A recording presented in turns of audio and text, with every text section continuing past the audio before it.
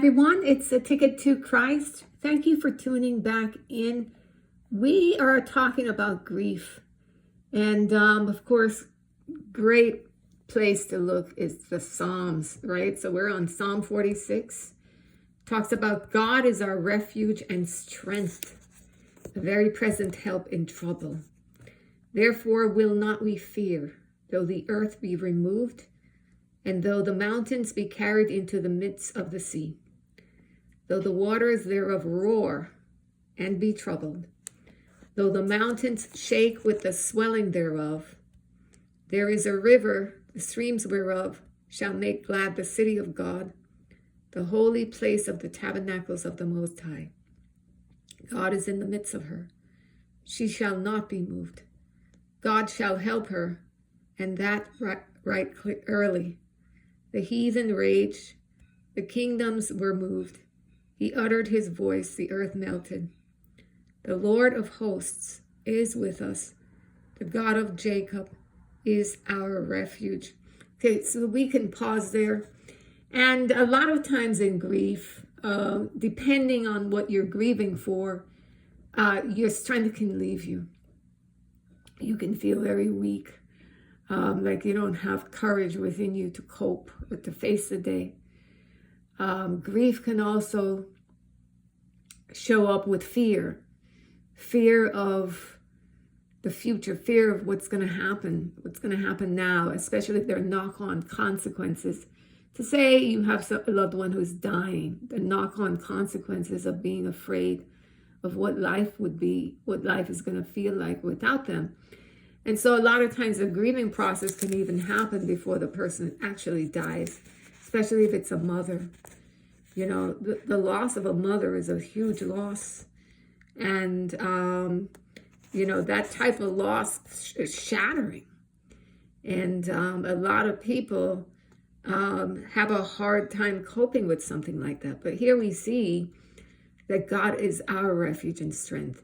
In the midst of these types of challenges, in the midst of your grief, in the midst of somebody's going to die and the fear of it, that God, even though it says, though the waters thereof roar and be troubled, though the mountains shake with the swelling thereof, that's like, it feels like it's a lot of turmoil, right? It talks about that God is immovable. He's going to help her, verse 5, right? And that right early. I think one of the things with dealing with loss is to really make God your refuge and the source of your strength. Because unless the grief, that type of grief comes from a spiritual place in you. Physically, there's nothing that can soothe it. The only thing that can soothe it is the Spirit of God, the presence of God himself.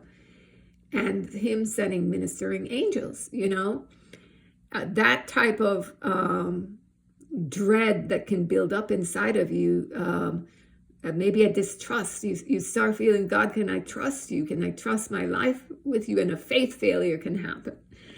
So it's because it's a bad thing.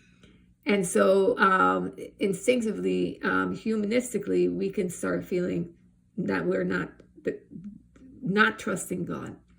And so you got to remember, God is trustworthy, right?